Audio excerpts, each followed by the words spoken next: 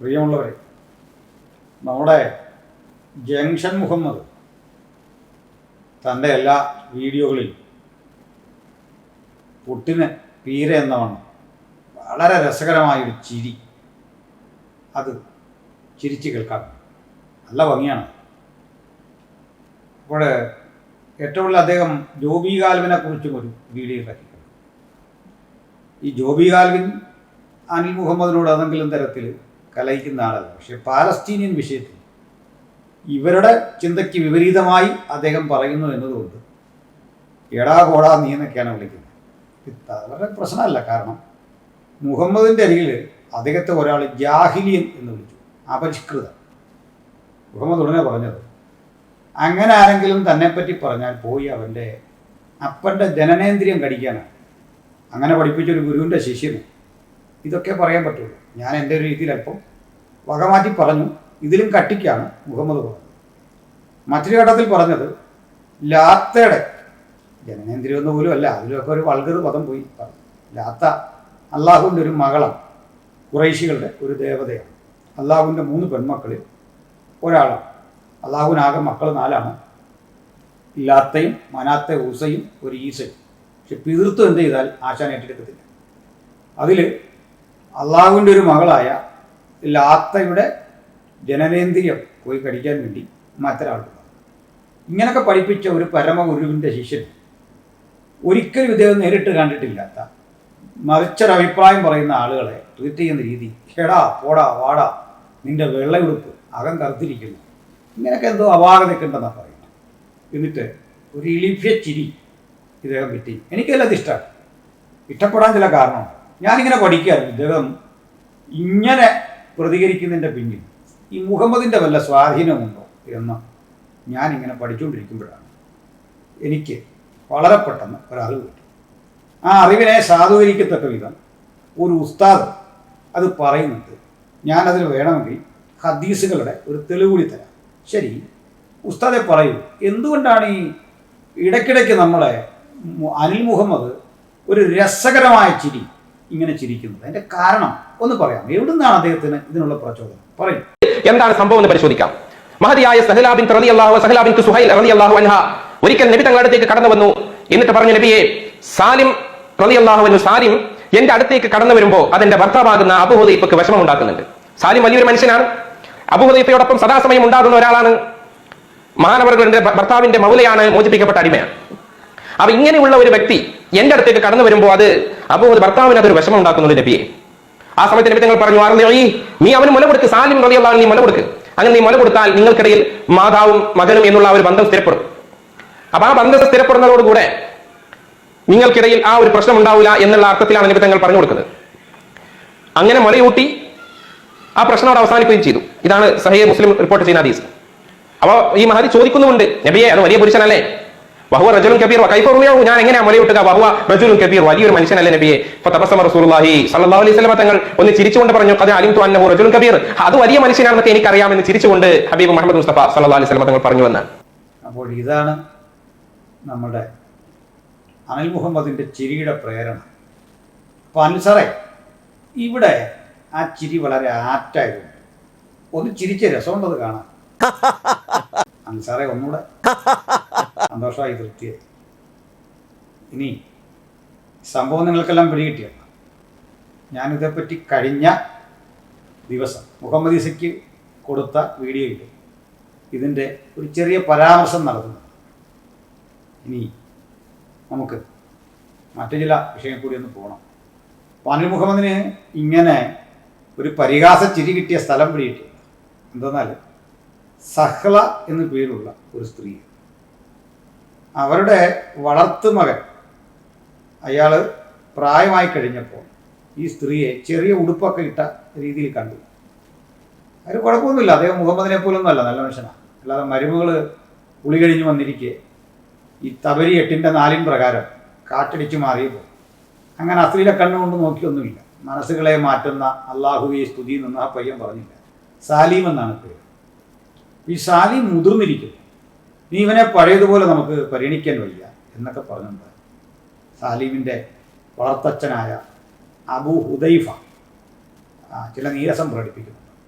അപ്പോൾ അവർ വന്ന ആയിഷ മുഖാന്തിരം മുഹമ്മദിനോട് പറയും സഹളയുടെ മറുപടി, അവൻ മുതിർന്നല്ലോ. അപ്പോൾ മുഹമ്മദ് പറയും, നീ അവനെ മുല കുടിപ്പിക്കുക. മുല കുടിപ്പിച്ച് കഴിഞ്ഞാൽ സഹോദരനാണ്, അല്ലെങ്കിൽ മകനാണ്.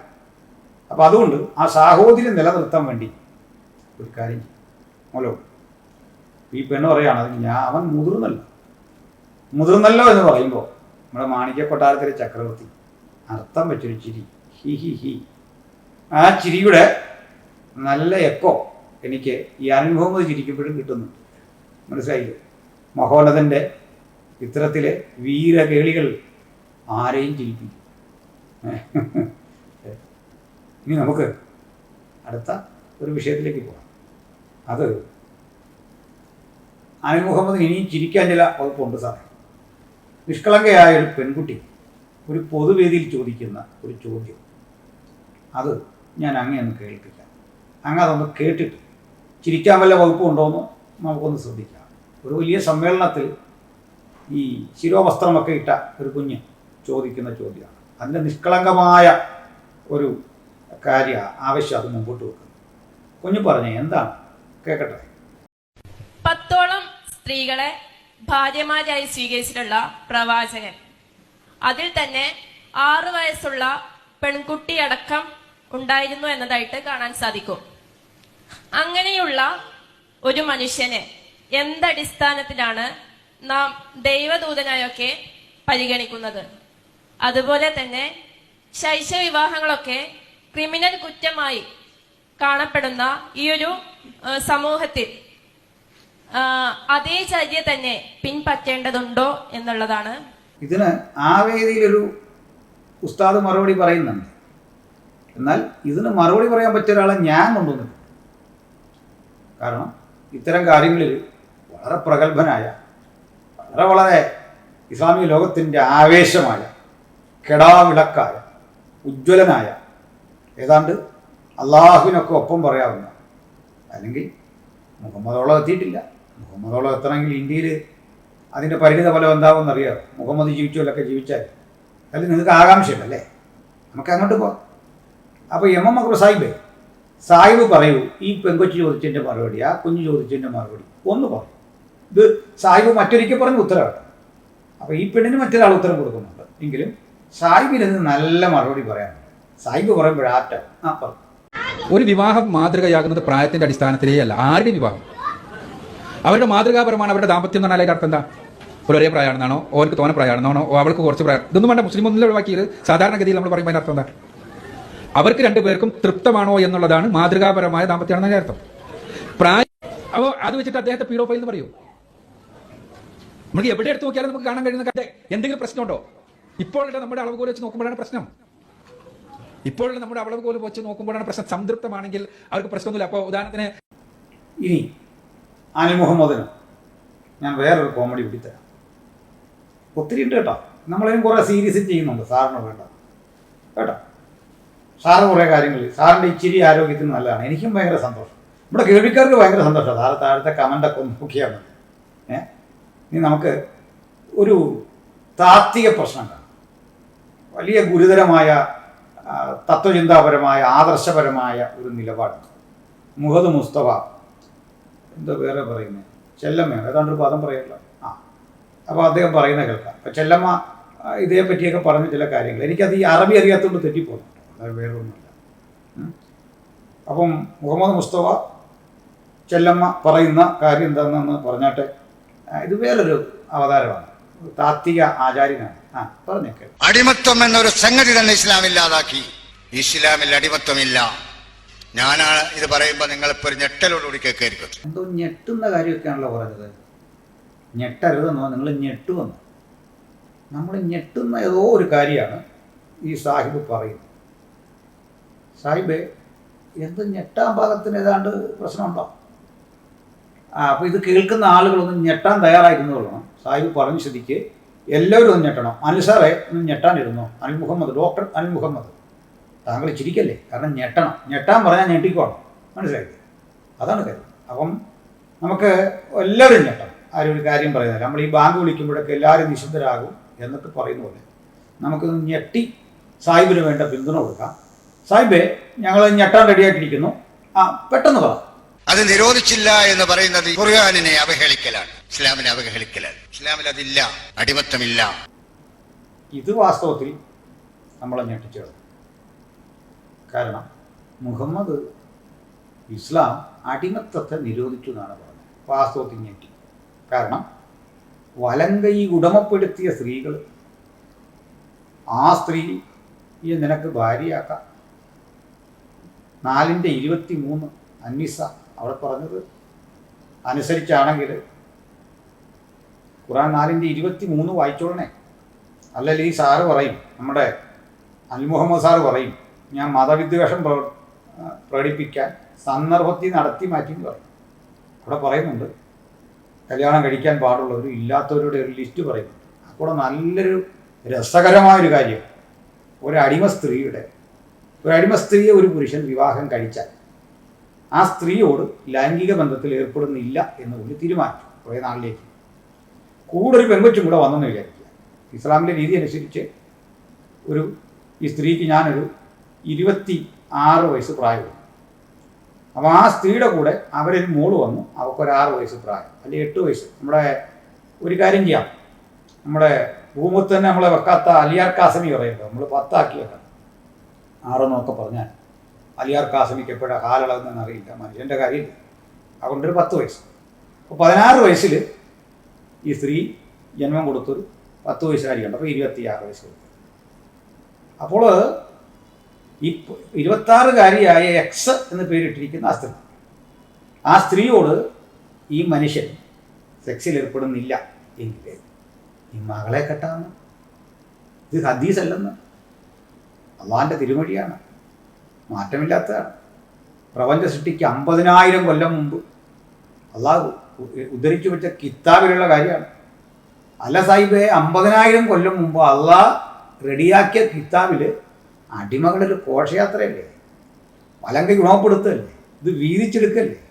സഫിയായൊക്കെ അടിമകളായി കൊണ്ടുവന്നിട്ട് അടിമ പീസ് വിരിക്കാതെ കല്യാണം കഴിച്ചു എന്നൊക്കെയല്ലേ വളരെ ബോധപൂർവം പറഞ്ഞിപ്പിക്കുന്നത്. അല്ല, താങ്കൾക്ക് ഇത് എവിടെ നിന്ന് കിട്ടി? ഇസ്ലാം അടിമത്തത്തെ നിരോധിച്ചത് ഇതുപോലെ കോമഡി ആയിപ്പോലെ. ഞാൻ ഞെട്ടിയിരിക്കുകയാണ്. ഇനി ഇത് ഞാൻ പറഞ്ഞ കേട്ട് വിശ്വസിക്കണ്ട. നമുക്ക് ഇതിലും നമ്മുടെ പഴയ കരുത്തനർ കുട്ടിൽ പറഞ്ഞ പോലെ ആ കരുത്തൻ വരട്ടിങ്ങോട്ട് പറയൂ സാഹിബ്, ഈ സാഹിബ് പറഞ്ഞ ഈ കാര്യത്തിന് താങ്കളൊരു മറുപടി പറയണം. വരട്ടെ മമ്മ. ഇസ്ലാമിൽ അടിമത്വത്തിന്റെ കാഴ്ചപ്പാട് എന്താണ്? ഇസ്ലാം അടിമത്വം നിരോധിച്ചിട്ടുണ്ടോ? ഇസ്ലാം അടിമത്വം നിരോധിച്ചിട്ടില്ല. അല്ല, എങ്ങനെയുണ്ടെന്ന് എൻ്റെ അനിൽ മുഹമ്മദെ, നിങ്ങൾ ഈ യോബി ഖാൽബിനെ, അനിൽക്കുടിത്തോട്ടത്തെ ഒക്കെ ഇങ്ങനെ തേച്ചൊട്ടിക്കുന്ന ആളാണ്. ഈ കക്ഷികൾ കൂടെ കൊടുക്കുന്ന ഒരു മറുപടി നിഷ്പക്ഷനല്ലേ താങ്കൾ? നിഷ്പക്ഷം കാരണം നിങ്ങൾ ചിലപ്പോൾ നിങ്ങൾ ഈ മുഖത്തെ ഞരമ്പെല്ലാം അങ്ങോട്ട് വലിഞ്ഞിട്ട് പൊട്ടിപ്പോകാൻ തുടങ്ങുന്ന. കാരണം 2 വർഷം അങ്ങോട്ടും ഇങ്ങോട്ടും വലിക്കുമ്പോൾ നിങ്ങൾ ഇത്രയും നിഷ്പക്ഷത പാലിക്കുക എന്ന് പറഞ്ഞാൽ അസാമാന്യ തൊലിക്കെട്ടി വേണം. അന്ന് സൂക്ഷിക്കണത്തില്ല. അപ്പോൾ ഇവിടെ വേണം ഞങ്ങളുടെ ചിരി നമുക്ക് ഇടാൻ തോന്നല്ലേ? വേണം. കിടക്കട്ടെ എന്ന് പറഞ്ഞു. ഇപ്പം നിങ്ങൾ ചിരിക്കാൻ അല്പം പാടുപെട്ടു. കാരണം അക്ബർ സാഹിബ് അങ്ങോട്ട് വലിക്കുന്നു, ഈ സാഹിബ് ഇങ്ങോട്ട് വലിക്കുന്നു. നിഷ്പക്ഷനായ നിങ്ങൾ പെട്ടുപോകും. അതുകൊണ്ട് ഈ 2 വശത്തോട്ട് വലിക്കുന്നിടത്ത് അങ്ങ് അധികം പോയി നിൽക്കരുത്. നിഷ്പക്ഷന് വലിയ ഗതികേടാണ്. നമ്മുടെ ടി വിയിലൊക്കെ ഒരു ചങ്ങാതി വരുമല്ലോ, ശ്രീജിത്ത് പണിക്കർ. പുള്ളി എങ്ങോട്ട് എപ്പോൾ നിഷ്പക്ഷമാകുന്നതെന്ന് പറയാൻ പറ്റില്ല.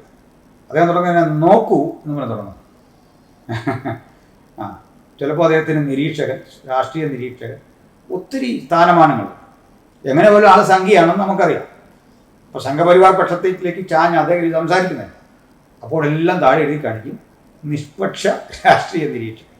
ഇതുപോലെ അങ്ങനൊരു നിഷ്പക്ഷ മതിയായിട്ട് ശ്രീജിത്ത് പണിക്കർക്ക് ശേഷം എനിക്ക് ഇഷ്ടപ്പെട്ട നിഷ്പക്ഷൻ താങ്കളാണ്. കാരണം എനിക്ക് താങ്കൾ ഭയങ്കര ബഹുമാന സ്നേഹമാണ്. നിങ്ങൾ ഇനി എന്നാ പ്രകോപിച്ചാലും ഞാൻ ഇടവ് കൂടൊന്നും അങ്ങനെ വിളിക്കുക. അങ്ങൊരു വലിയ മനുഷ്യനാണ്. അങ്ങ് പോരുത്. ഇങ്ങനെ ഇടയ്ക്ക് ചിരിച്ചുകൊണ്ടിരിക്കും. ഞങ്ങളെല്ലാം പരാമർശിക്കണം. അതെൻ്റെ ഒരു എളിയ അപേക്ഷയാണ്. കാരണം ഞാനീ പ്രതികരിക്കുന്ന ആളാണ്, അങ്ങനെയൊക്കെ അറിയാമല്ലോ. അപ്പോൾ ഇടയ്ക്ക് ഇങ്ങനെ ചില കോമഡിയൊക്കെ ഉള്ളത് നല്ലതാണ്. നമ്മുടെ ഈ അന്തരീക്ഷത്തിൽ നിലനിൽക്കുന്ന ഈ എന്താ പറയുക, നമ്മളൊക്കെ തമ്മിലുള്ള അങ്ങ് പറഞ്ഞ വിദ്വേഷമൊക്കെ ഒന്ന് മാറാൻ നമുക്ക് 2 കൂട്ടർക്കും ചിരിക്കാൻ പറ്റും. അതൊന്ന് ഇനി അങ്ങേക്ക് ഹൃദയം തുറന്നൊന്ന് ചിരിക്കാൻ ഞാൻ മറ്റൊരു കോമഡി തരാം. ശ്രദ്ധിച്ച്. മലമൂത്ര വിസർജനം ചെയ്യുമ്പോൾ ചെല്ലേണ്ട ദിക്റുകളും അതിൽ പാലിക്കേണ്ട മര്യാദകളെ കുറിച്ചുമാണ്. കയറുന്ന സമയത്ത് ബിസ്മില്ലാഹി അല്ലാഹുമ്മ ഇന്നി അഊദു ബിക മിനൽ ഖുബുസി വൽ ഖബാഇസി എന്ന് ചൊല്ലിയതിനു ശേഷം ഇടത് കാല് വെച്ച് കയറുക.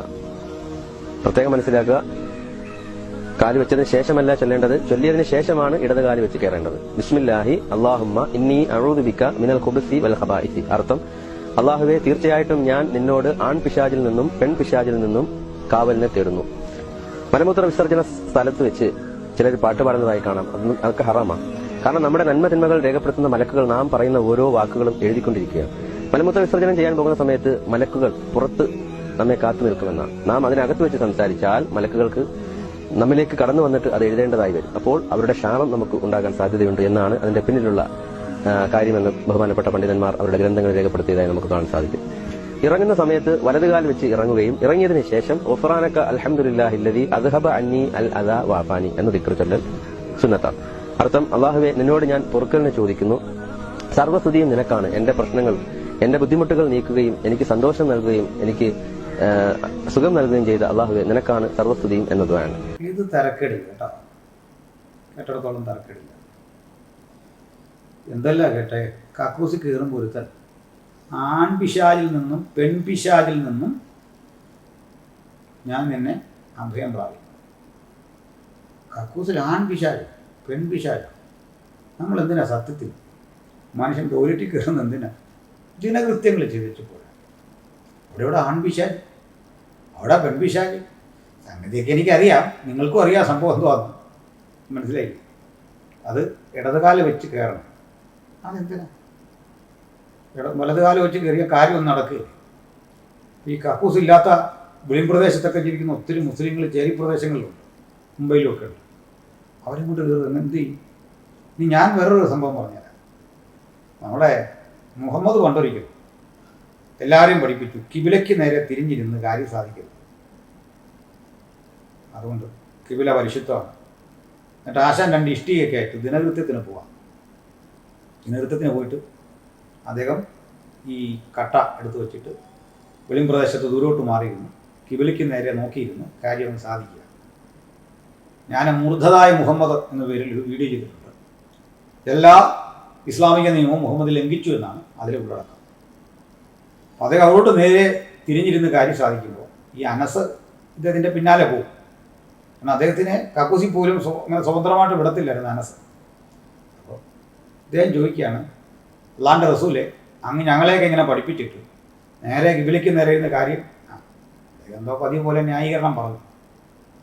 പക്ഷെ ഞാനതിൽ മുഹമ്മദിൻ്റെ പക്ഷം കേട്ടോ, ഡോക്ടർ അനിൽ മുഹമ്മദ്. കാരണം ഈ മനുഷ്യൻ്റെ ചില പ്രത്യേക അവസ്ഥയിൽ അവന് ടോയ്ലറ്റിൽ പോകണമെന്ന് തോന്നിക്കഴിഞ്ഞാൽ നേരം തവലയാണോ കിബിലയാണോ എന്നൊന്നും നോക്കാൻ മനുഷ്യന് നേരം കിട്ടത്തില്ല. അവൻ കാര്യം സാധിച്ച് പിടിപ്പോവും, നൃത്യങ്ങൾ കഴിഞ്ഞ്.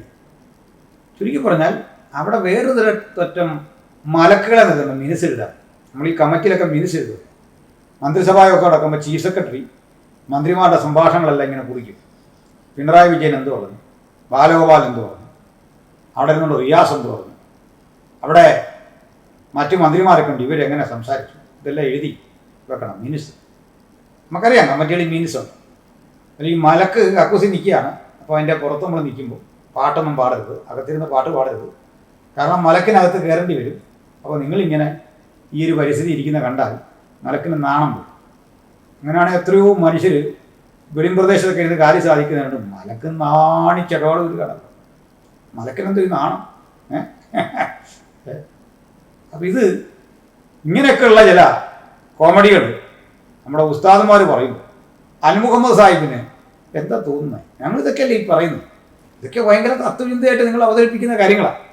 ഇനി ഞാൻ അങ്ങേക്ക് വളരെ ചിന്താർഹമായ ഒരു കാര്യം കൂടി അവതരിപ്പിച്ചു തന്നിട്ട് നിർത്തുകയാണ്. ഇതിങ്ങനെയുള്ള വിഷയമാണ്. ഇത് എൻ്റെ സ്നേഹിതൻ ഹാരിസ് മദനിയുടെ ഒരു പ്രസംഗമാണ്.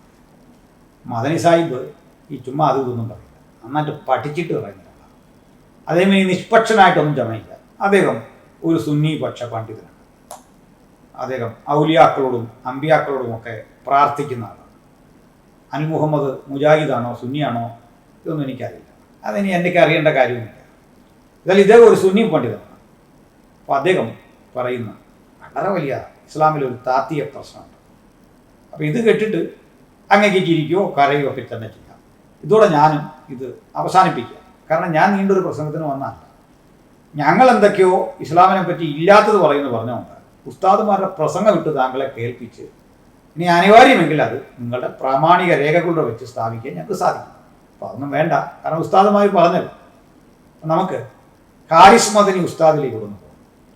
ഉസ്താദെ, ഈ തഹരീം എന്ന് പറയുന്ന അധ്യായത്തെ പറ്റി താങ്കൾ ഒരു പരാമർശം നടത്തുന്നുണ്ട്. തഹരീം അതായത് 66-ാമത്തെ അധ്യായം. അപ്പം നിഷിദ്ധമാക്കൽ എന്നതിൻ്റെ അർത്ഥം. അനിൽ മുഹമ്മദെ ഇതേ പഠിച്ച് നമ്മുടെ മദനി സാഹിബ് പറയും. സാഹിബെ, നമ്മുടെ അനിൽ മുഹമ്മദ് സാഹിബിന് നിന്ന് പറഞ്ഞു. സല്ലല്ലാഹു അലൈഹി വസല്ലമ തങ്ങൾ അവിടുത്തെ ഭാര്യയായ ഹഫ്സ ബീവിയുടെ വീട്ടിലേക്ക് ഒരിക്കൽ പോകുന്നു. അവിടെ ഹഫ്സ ബീവിയെ കാണാതായപ്പോൾ തിരുനബിയുടെ അടിമ സ്ത്രീയായ മാരിയത്തു ബീവിയെ അങ്ങോട്ട് വിളിക്കുന്നു. അവിടെ വെച്ച് തിരുനബി മാരിയത്തു ബീവിയുമായി ശാരീരിക ബന്ധത്തിൽ ഏർപ്പെടുന്നു. ഇത് കണ്ടുകൊണ്ട് ഹഫ്സ ബീവി വരുന്നു. ഹഫ്സ ബീവി നബി സല്ലല്ലാഹു അലൈഹി വസല്ലമ തങ്ങളോട് എന്റെ വീട്ടിൽ വെച്ചാണോ, എന്റെ വിരിപ്പിൽ വെച്ചാണോ എന്നൊക്കെ ചോദിച്ചുകൊണ്ട് ദേഷ്യപ്പെട്ട് സംസാരിക്കുന്നു. ആ സമയത്ത് ഹഫ്സ ബീവിയെ സമാധാനപ്പെടുത്താൻ വേണ്ടി ഹഫ്സ ബീവിയുടെ തൃപ്തി ആഗ്രഹിച്ചുകൊണ്ട് അടിമ സ്ത്രീയാകുന്ന മാരിയത്തുമായി ഇനി ഒരിക്കലും ഞാൻ ബന്ധപ്പെടില്ല എന്ന് നബി സല്ലല്ലാഹു അലൈഹി വസല്ലമ തങ്ങൾ സത്യം ചെയ്തു പറയുന്നു. ഇത് പറഞ്ഞപ്പോഴേക്കും അല്ലാഹു തആല തിരുനബി സല്ലല്ലാഹു അലൈഹി വസല്ലമ തങ്ങളെ തിരുത്തിക്കൊണ്ട് വിശുദ്ധ ഖുർആനിലെ 66-ാമത്തെ അധ്യായമായ തഹരീം സൂറത്തിന്റെ ആദ്യത്തെ വചനങ്ങൾ അവതരിപ്പിക്കുന്നു. ഹാരിസ് മദനി പറഞ്ഞു കഴിഞ്ഞ കാര്യം, ഞങ്ങളുടെ വീഡിയോകളിൽ ഈ മുഹമ്മദ് മുസ്തഫ സല്ലല്ലാഹു അലൈഹി വസല്ലമയ്ക്കെതിരെ പറയുന്ന കാര്യങ്ങളെല്ലാം പ്രസക്തമാണെന്നാണ് ഇത് തെളിയിക്കുന്നത്. ഞങ്ങൾ എന്തൊക്കെ പറയും? ഞങ്ങൾ നിരന്തരം ചില കാര്യങ്ങൾ സ്റ്റിക്ക് ഓൺ ചെയ്തൊരു വിഷയത്തിൽ തന്നെ നിന്നുകൊണ്ട് പറയുന്നത് എന്തൊക്കെയാണ്? മുഹമ്മദിൻ്റെ ജീവിതചര്യ ഇന്നത്തെ ഒരു മനുഷ്യൻ അനുഷ്ഠിക്കാൻ കഴിയാവതല്ല. ക്രിമിനൽ കുറ്റങ്ങളായി ലോകത്തിലെ പരിഷ്കൃതാശയരുടെ എല്ലായിടങ്ങളിലും പരിഗണിക്കുന്ന കാര്യങ്ങളാണ് മുഹമ്മദ് ചെയ്തത്. മുഹമ്മദ് ഒരു നന്മയും സമൂഹത്തിന് ചെയ്തിട്ടില്ല. മുഹമ്മദിൻ്റെ അനുഗാമികളും അങ്ങനെയൊക്കെ തന്നെയായിരുന്നു. അടിമത്തം നിരോധിച്ചു എന്നൊക്കെ ഒരാൾ വീമ്പിളക്കുന്നു, മറ്റൊരാൾ അത് തെറ്റാണെന്ന് പറയും. അടിമകളെ യഥേഷ്ടം വിൽക്കുകയും വാങ്ങുകയൊക്കെ ചെയ്യുന്ന വ്യക്തി. ഈ കൂടെ തന്നെ ഇടയ്ക്കിടയ്ക്ക് നമ്മുടെ അനിൽ മുഹമ്മദ് പറയാറുണ്ട്, ഞങ്ങളൊക്കെ ഇങ്ങനെ നിൽക്കുന്നത് വേഷം കെട്ടാണ്, ഉദരപൂരണമാണ്. അങ്ങനെ അനിൽ മുഹമ്മദിന് ഒരാളിൻ്റെ ജീവിത പശ്ചാത്തലം അറിയാത്തതുകൊണ്ടാണ്. ഉദാഹരണം കാൽവ്, അദ്ദേഹം നല്ല കുടുംബത്തിൽപ്പെട്ട ആളും ജന്മനാ ജീവിത പരിസ്ഥിതിയൊക്കെ ഉള്ള ആളുമാണ്. ഇവിടെ വന്നിരുന്ന് ഇങ്ങനെ പ്രസംഗിച്ച് പണം ഉണ്ടാക്കേണ്ട ഒരാളല്ല. എൻ്റെ എളിയ ജീവിതാനുഭവം പറഞ്ഞാൽ ജോലി ചെയ്തുകൊണ്ടിരുന്ന ആളാണ്. എനിക്കിപ്പോൾ ഫുൾ ടൈം ഈ പ്രവർത്തനങ്ങളോട് ബന്ധപ്പെട്ടായപ്പോൾ ജോലി ചെയ്യേണ്ട ഒരു ആവശ്യം വരുന്നില്ല. പുറത്തിറങ്ങി എൻ്റെ സഭ സമൂഹം ഏൽപ്പിച്ച ചില ജോലികൾ, ക്ലാസ്സുകൾ, സെമിനാരി അധ്യാപനം, ഇതൊക്കെയാണ്. ഇതുപോലെയാണ് ഉസ്താദന്മാർ. അവരും ഏതെങ്കിലും തരത്തിൽ ജോലിക്ക് പോകുന്നതല്ല ഉണ്ടായ. അത് ഒരു സമൂഹത്തെ മാത്രം എടുത്തിട്ട് അത് ജീവിക്കാനുള്ള വഴിയാന്ന് പറയുമ്പോൾ പാവപ്പെട്ട മനുഷ്യനെ കൊണ്ട് അധ്വാനിപ്പിച്ച് അതിൻ്റെ 5-1 വീതം വാങ്ങി പുട്ടടിച്ചവൻ്റെ അനുഗാമിയാണോ എന്ന് ഈ ഇരുന്നുകൊണ്ട് ഈ വെളുപ്പിക്കും. മനസ്സിലായി? ഒരു ജോലിക്കും പോകാതെ ഖദീജയുടെ പണം കൊണ്ട് ദീർഘകാലം ജീവിച്ചു. പെണ്ണുങ്ങളെ ഇത്രയും കല്യാണം കഴിച്ചപ്പോൾ ചെലവിന് കഴിയാൻ അത് നിർവാഹമില്ല. കരുണാമയനെ കൊണ്ട് ആയത്തിറക്കിച്ചു, അല്ലെങ്കിൽ നിർദ്ദേശം മുമ്പോട്ട് വെപ്പിച്ചു. അധ്വാനിക്കുന്ന പണത്തിൻ്റെ 5-1 ഈ മനുഷ്യന് കൊടുക്കണം. പാവങ്ങളെല്ലാം കൊണ്ട് കൊടുത്തു. ഇവിടെയാണ് ഇങ്ങനെ ജീവിച്ച യഥാർത്ഥ പരാന്നഭോജി ആരാ? താങ്കൾ ആ പദം ഉപയോഗിച്ചുകൊണ്ടാണ്. അല്ലെങ്കിൽ ഈ വാക്കുകൾ പറയുമ്പോഴും മറ്റൊരുത്തനെ വിമർശിക്കുന്നതിനും ആശയപരമായി ചെയ്യാൻ കഴിയുന്നില്ലെങ്കിൽ ഇതേ നാണയത്തിൽ മറുപടി തിരിച്ചു പറയും. നിങ്ങൾക്കെല്ലാം പറ്റിയത് അവിടെയാണ്. നിങ്ങൾ ഒരു പ്രകോപനമില്ലാത്ത ഘട്ടത്തിൽ ക്രൈസ്തവർക്കെതിരെ വീഡിയോകൾ ഇറക്കി. നിങ്ങളുടെ ശ്രേഷ്ഠന്മാരായ എം അക്ബറും മറ്റും തെരുവീഥികളിൽ സംവാദങ്ങൾ ഏർപ്പെടുത്തി. ആ സംവാദങ്ങളിൽ പരിശീലനമില്ലാത്ത ഒരു പറ്റം ക്രൈസ്തവരെ കൊണ്ടിരുത്തിയിട്ട് ഏകപക്ഷീയ വിജയം ആഘോഷിച്ചു. നിങ്ങൾ ബൈബിളിൽ മാറ്റത്തിരുത്തലുണ്ടെന്ന് പറഞ്ഞു. ആ കുറ്റം പറഞ്ഞ ബൈബിളിൽ തന്നെ നബി ഉണ്ടെന്ന് കണ്ടെത്താൻ ശ്രമിച്ചു. അത് ഞങ്ങൾ ഓരോന്നോരോന്നെടുത്ത് വിചാരണ ചെയ്തു, വിശകലനം ചെയ്തപ്പോൾ എം അക്ബർ ഓടിയ വഴിക്ക് പുല്ലുകിളിത്തിട്ടില്ല. എങ്ങനെയും പിടിച്ചു നിൽക്കാൻ അവസാനം മുഹമ്മദ് ഇസ ചെയ്തത് ബൈബിളിനുള്ളിലേക്ക് തിരികെ വന്നിട്ട് തൃത്വം എന്താണെന്ന് പറയാൻ ശ്രമിച്ചു. തൃത്വം എന്താണെന്ന് അള്ളാഹിക്ക് അറിയില്ല. അള്ളാഹ് തൃത്വത്തിന് പകരം തിരുക്കുടുംബമാണ് പറഞ്ഞത് എന്ന് ഞങ്ങൾ സമൂഹത്തെ പഠിപ്പിച്ചു. ചുരുക്കി പറഞ്ഞാൽ നിങ്ങൾ പെട്ടു. അതിനകത്ത് താങ്കൾ മുഹമ്മദീശ്വരുടെ കൂടെ കക്ഷി ചേർത്ത് വെറുതെ ഉപദ്രവിക്കാനാണ് ഭാവമെങ്കിൽ ഞാൻ അനിൽ മുഹമ്മദിനോട് അങ്ങ് പറഞ്ഞ അതേ പദം തിരിച്ചു പറയുന്നു. ആളും തരവും നോക്കി തന്നെ കളിക്കുന്നു. ഇതേ ബാക്കി വെച്ചിട്ടുണ്ട്, നമുക്ക് പതുക്കെ കാണാം, കാണേണ്ടി വരും. അങ്ങനെയൊന്നും പെട്ടെന്ന് തീരില്ല. അപ്പോൾ മാഷേ, ഈ വീരവാദം മുഴക്കുന്ന നേരം പോലെ ഞങ്ങൾ പറയുന്ന വാദത്തിന് കൃത്യം മറുപടി പറയാൻ ത്രാണിയുള്ള 2-3 പേരെ തയ്യാറാക്കി നിർത്ത്. ഒറ്റയ്ക്കൊറ്റയ്ക്ക് മാറി നിന്ന് വീഡിയോ ഇറക്കുന്ന മുഹമ്മദീസയെ പോലെയുള്ള അങ്ങയുടെ സുഹൃത്തിൻ്റെ അത്തരം ഭീരുക്കളോട് പറ, മുഖാമുഖം വന്ന് സംസാരിക്കാൻ പറ. തൻ്റെ ഇടമുള്ള ഒരുത്തനെങ്കിലും നിങ്ങളുടെ കൂടെ ഉണ്ടാവും. ഞാനങ്ങനെ വെല്ലുവിളി പോലെ സംസാരിക്കുന്ന ആളല്ല. എങ്കിലും താങ്കളോട് ചോദിക്കാം.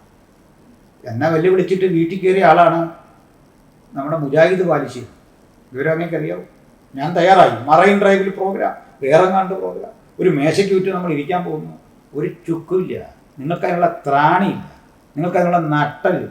നിങ്ങൾക്ക് വീട്ടിനുള്ളിൽ കടന്നിരുന്നു ഇങ്ങനെ പുലമ്പാനല്ലാതെ ക്രൈസ്തവർ ചോദിക്കുന്ന ചോദ്യത്തിന് അക്കമിട്ട് മറുപടി പറയാൻ കഴിവും പ്രാപ്തിയുമുള്ള ഒരാളും നിങ്ങളുടെ ദാവാക്കാരുടെ കൂട്ടത്തിലില്ല. ആ ദാരിദ്ര്യം പുകമറ സൃഷ്ടിച്ച് മാറ്റാനാണ് ഭാവമെങ്കിൽ ഞങ്ങളത് പൊളിച്ചിരിക്കും. അതുകൊണ്ട് ഡോക്ടർ മുഹമ്മദ്, അങ്ങയുടെ വിശ്വവിഖ്യാതമായ ആ ചിരിയോടുകൂടി ഞാൻ ഇന്നത്തെ ഈ ചർച്ച അവസാനിപ്പിക്കുന്നു. ചിരിച്ച ഈ ചിരി എന്നും ഉണ്ടാകണം. നമ്മൾ ഓരോ കോമഡികൾ പറഞ്ഞുകൊണ്ടിരിക്കും, ഖുറാൻ്റെ ഓരോ ഭാഗം വായിച്ച് കേൾപ്പിച്ചുകൊണ്ടിരിക്കും. അപ്പോഴൊക്കെ ചിരിക്കണം. ചിരിക്കാൻ അങ്ങ് അടുത്ത് വേണം. അപ്പോൾ ചിരി മുഹമ്മദേ, തൽക്കാലം നമുക്ക് നിർത്താം. എന്തു പറയുന്നു?